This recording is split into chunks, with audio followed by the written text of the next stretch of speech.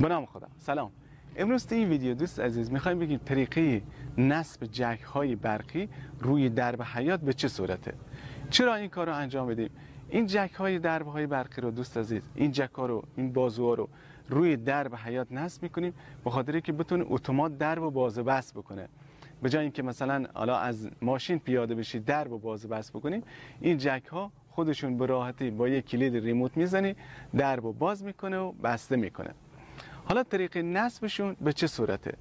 ما برای اینکه دوست عزیز یه درب رو برقی بکنیم، یه درب حیاط رو، احتیاج به 2 تا بازو داریم.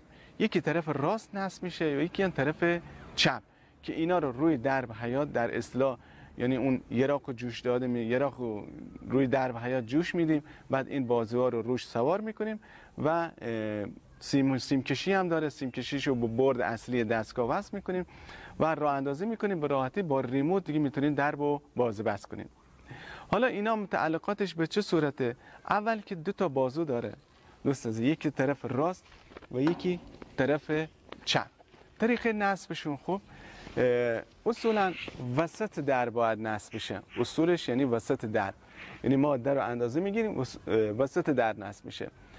گاهی وقتا ممکنه مثلا نتونن وسط در نصب کنن، بالا بعد نصب بشه یا پایین بعد نصب بشه، مشکلی نداره، ولی اصولش همون وسط در نصب بشه که به این صورت خب اینو اینجا نصب میکنیم که 2 تا یراق داره. یکی طرف ستون در نصب میشه، یکی هم روی خود در. این جک روی یراقا سوار میشه. ما برای اینکه مثلا الان بخواین جک رو اینجا نصب کنید دوست عزیز، چون وقتی که درب رو باز بس میکنه خب ما باید این پشت ستون رو کاملا خالی بکنیم، کاملا خالی باشه که بتونه این جک راحت تا اون زاویه 90 درجه یا اگه بیشتر خواستیم بتونه درب رو باز بکنه. بعد این طرف چپ دوست عزیز یه بازو، طرف راست هم به همین صورت. این بازو هم طرف راست مثل همون طرف چپی که الان توضیح دادم این قسمت نصب میکنیم.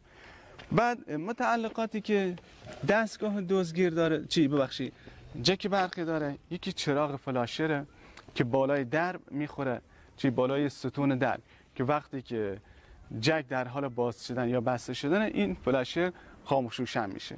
بعد 2 تا چشمی داره، 2 تا چشمی که برای محافظت از حالا وسیله نقلیه یا شخص اگر بخوای مثلا در حین بسته شدن درب کسی بیاد داخل، این 2 تا چشمی که بیرون نصب میشه، بیرون وقتی کسی بخواد عبور کنه در حال بسته شدن راحت درب و این چشمی رو عمل میکنن، درب باز میشه.